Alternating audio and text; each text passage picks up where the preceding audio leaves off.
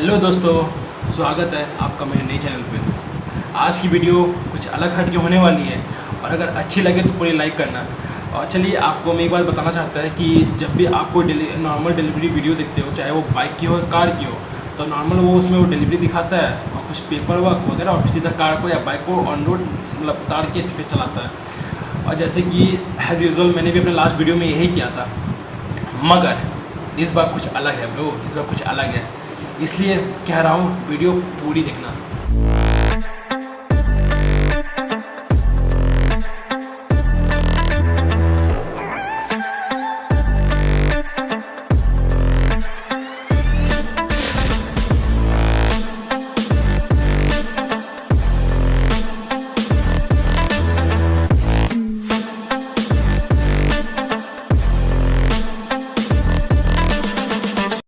Start कुछ इस तरह हुआ कि होली से पहले हम घर आए, होली सेलिब्रेट किया और फिर क्या हुआ कि हमें जाना था अपना कॉलेज वापस। मगर फिर क्या वो लॉकडाउन हो गया, 3-4 महीना लॉकडाउन में बीता और उसके बाद लॉकडाउन अनलॉक हुआ, ठीक है। और फिर हमें मन किया भाई कार सीखने का, तो फिर हमने पापा को कहा पापा प्लीज़ कार सिखा दो, क्योंकि अब हम बड़े हो गए हैं, एज भी मतलब जो है हमें कार सीखना है, बस मतलब सीखना है। तो पापा ने कहा चलो बेटा तुम्हें कार सिखा देते हैं। तो फिर मैं तो है कि एकदम भाई मैं बहुत ज़्यादा एक्साइटेड था कि ये कार था, अच्छा मैं सीखना था, पहला दिन था तो गया सीखा वगैरह, ऐसा करते करते 8 दिन बीत गया। ये था महीना जून का। तो फिर मैंने 8 दिन कार सीखी यहाँ पर मोटर ट्रेनिंग पे। और फिर क्या हुआ कि मेरे मन में थोड़ा सा कुछ अटपटा बात उठा, तो मैंने क्या किया, मैंने जाके सीधा पापा से जाके चर्चा किया कि पापा कार लेने का सोचा है क्या, क्योंकि हम सोचे कि कार तो सीख ही लिए है, क्या पता पापा ले लें, क्योंकि घर में चलाने वाला चलो कोई तो है। आपको एक बात बता देते हैं, हम लोग 4 लोग हैं, हम मतलब सॉरी पापा मम्मी हम और दीदी, और हम चारों में से किसी को भी कार चलाने नहीं आता है। बस एक हमें आता है जो कि हम बस वही जो 8 दिन वहाँ सीखे बस वही है। फिर क्या हुआ कि 8 दिन सीखने के बाद घर में कुछ हो या कंडीशन ऐसा कि हम आगे जा नहीं सके कार सीखने के लिए। फिर क्या हुआ कि सब कुछ वापस स्टेबल होने के बाद पापा एक दिन अचानक से चर्चा करते हैं कि घर में कार लेना चाहिए। उस दिन क्या था, मेरा खुशी का ठिकाना ही नहीं रहा। हम बोले यही मौका, मार दे चौका, विराट कोहली की तरह। अरे नहीं यार, जस्ट किडिंग। तो मैं काफ़ी खुश था क्योंकि घर की पहली कार है भाई, नई कार है तो फिर खुशी तो होती है ना भाई, पार्टी तो बनता है। तो फिर क्या हुआ इसके बाद कि हमारा मन था मारुति सुजुकी स्विफ्ट लेने का, क्योंकि मेरे फैमिली में ऑलरेडी एक कार है उस टाइप की, मगर वो पुरानी मॉडल है, हम न्यू मॉडल लेंगे। तो फिर हम बहुत खुश थे क्योंकि नया कार है, सब कुछ नया नया होगा। तो फिर हम मम्मी से बात किए, पापा मम्मी को पता है कि हम जो है सोच चुके हैं, डिसाइड कर लिए है मारुति सुजुकी स्विफ्ट बेस्ट है, वही लेते हैं, सब कुछ है, इंजन काफ़ी अच्छा रिफाइन है। और फिर क्या हुआ,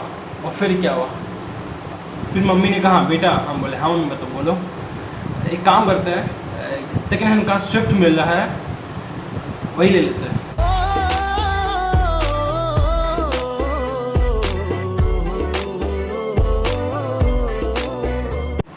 अब जो मेरा सपना था, जो कि बिल्कुल यहाँ था, एकदम यहाँ ऐसे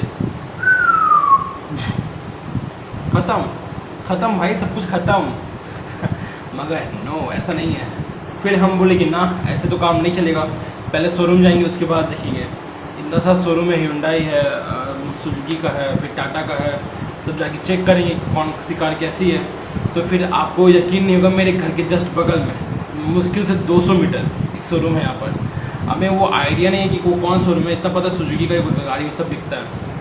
तो हम चले गए मुँह उठा के और फिर कहा कि हमें मारुति सुजुकी स्विफ्ट देखना है 2020 मॉडल। और फिर उसने कहा सर हमारे यहाँ तो बिकता ही नहीं है। हम बोले भाई ये कैसा मजाक है, साला सामने सुजुकी गाड़ी रखा हुआ है और क्या था कि गाड़ी नहीं है हमारे पास।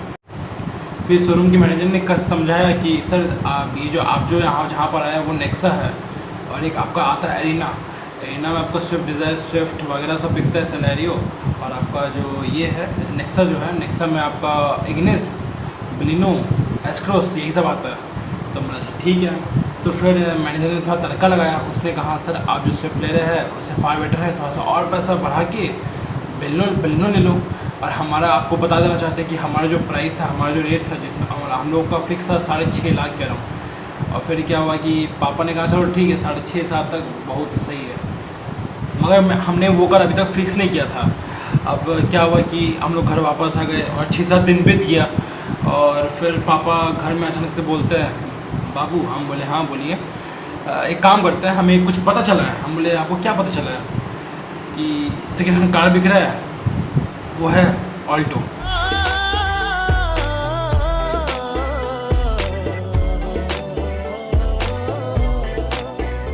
हैं? हम बोले आप कहाँ, मतलब क्या सोच रहे थे और आप कहाँ से कहाँ गए यार? मतलब कहाँ थे यार और कहाँ मतलब मिड साइज़ में, और कहाँ एकदम सबसे मिनी में आ गए। एकदम मेरा मूड ख़राब हो गया, एकदम चौपट सा हो गया। फिर क्या था, मेरा मुंह उतर गया और पापा मम्मी तो ऑलमोस्ट डिसाइड ही कर चुके थे। और फिर एक दिन क्या हुआ कि पापा घर पे, मतलब घर पे थे और मम्मी मार्केट गई थी कुछ काम से, हम भी घर ही पे थे उस दिन। हम बोले बेटा यही मौका है। हम क्या किए कि पापा के पास गए, और जैसे कि हर बच्चा कहता है, हर घर का करता है, पोंछता है, तो हम भी वही करने लगे। पापा को बोलने लगे, बताने लगे फीचर्स गाड़ी का। पापा देखिए इसमें ORVM है, चारों साइड जो विंडो है ऑटोमेटिक, मतलब एक बटन से लॉक हो जाता है, अनलॉक होता है, जिसको कहते हैं पावर विंडो। और आपका एकदम लेटेस्ट फीचर है, ये है वो है, LCD डिस्प्ले है, सब कुछ बताने लगे जितना फीचर्स था। पापा बोले हाँ बात तो सही बोले हो, कार तो काफ़ी अच्छा फीचर है और वैल्यू फॉर मनी भी लगता है। चलो ठीक है मम्मी से बात करते हैं। बोले मम्मी से क्या बात करना पापा, मम्मी से क्या बात करना? अब इतना कुछ बता दिया और क्या, अब उस दिन देखे भी थे, काफ़ी अच्छा था। फिर क्या हुआ, पापा जो है कि मान गए। हम चलो ठीक है, अब हमें वही पसंद आ रहा तो वही कर लेंगे। तो हमने जो मॉडल पसंद किया था वो डेल्टा मॉडल। अब भाई इसको कहता है क्लेवर माइंड उसे कहता है। फिर क्या हुआ कि जैसे जो मैंने पापा पे अप्लाई था, भाई मैंने मम्मी पे भी अप्लाई किया। अब जब मम्मी घर पे अकेली थी और पापा कहीं ये बैंक वैंक कुछ काम से गए हुए थे, मैंने मम्मी को सब दिखाया फीचर वीचर। हम बोले तो फिर मम्मी उतना नहीं मानी, तो राज़ी नहीं हुई। अब बोले अब लगता है प्रैक्टिकल भी जाना पड़ेगा। फिर मम्मी को शोरूम लेके गए, वहाँ पर सारा फीचर दिखाए। वहाँ वो मैनेजर भी हमें पूरा दिखाया कि देखिए मैम इसमें ये होता है, उसमें वो होता है। हम बोले देख रही हूँ मम्मी कितना मस्त मस्त फीचर है, अब तो लेना बनता ही बनता है। और पता है तुमको स्विफ्ट में ये सब फीचर नहीं मिलेगा, मतलब मिलेगा मतलब कुछ फीचर कम है स्विफ्ट में और बेलिनो में ज़्यादा है। और तो फिर हम मम्मी पूरा खुश हो गई। अब आता है बात बजट का। अब हमारा बजट था तकरीबन 6.5 लाख, और हमें जो डेल्टा पसंद था वो था 7.30 लाख के अराउंड। हम बोले चलो कोई दिक्कत नहीं है, इतना थोड़ा सा ऊपर नीचे हुआ तो चलता है। और फिर क्या हुआ कि हम एक बार यूट्यूब पे रिव्यू देखे, उससे एक टॉप मॉडल जो आता है जेटा, वो तो वैल्यू फॉर मनी है, 60,000 रुपीज़ और पे कर दो वही ले लो, सबसे बेस्ट है, वैल्यू फॉर मनी, उसमें भी फीचर्स और ज़्यादा है। हम फिर क्या हुआ, पापा को और पोटे। फिर हम फिर से वही मेरा कारनामा, हम दोबारा पापा को पोटे और फिर पापा उसके लिए राज़ी हो गए। और finally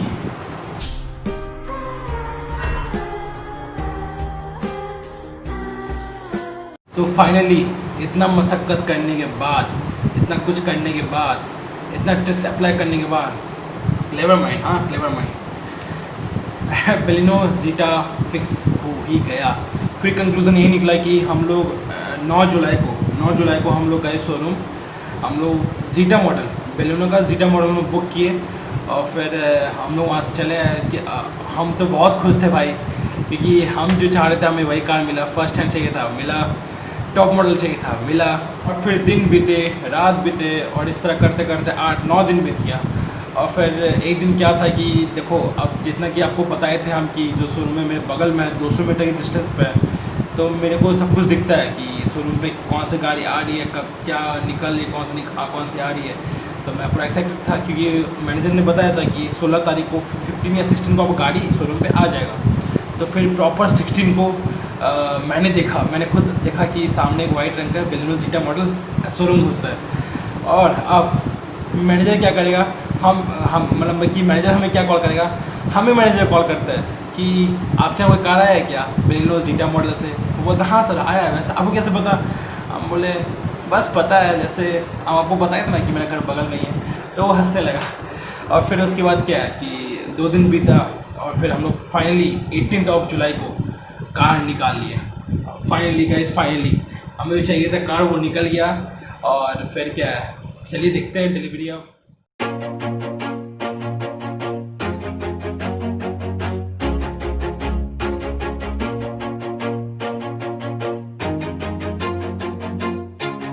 Always do it on my own, so I gotta get through it. And the only thing I know is to love what I'm doing. Never give up, never slow, till I finally prove it. Never listen to the no's, I just wanna keep moving. Keep my head up when I act, head up, that's a fact.